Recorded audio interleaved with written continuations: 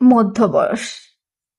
মধ্যবয়স মানে কেবল বয়সের সংখ্যা নয়, এটা একান্ত ব্যক্তিগত এক যাত্রা, যেখানে নারী তার জীবনের অনেক কিছুই দেখে ফেলেছে, বুঝে ফেলেছে, আর অনেক কিছুই গভীরভাবে অনুভব করতে শিখেছে।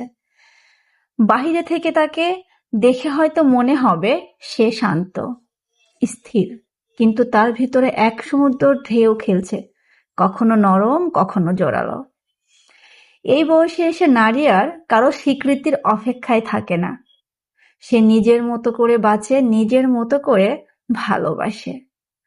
তার সৌন্দর্য এখন আর চেহারায় আটকে নেই, সেটা ছড়িয়ে থাকে তার চোখের চাহনিতে, কথার ভঙ্গিতে, হাঁটার ছন্দে।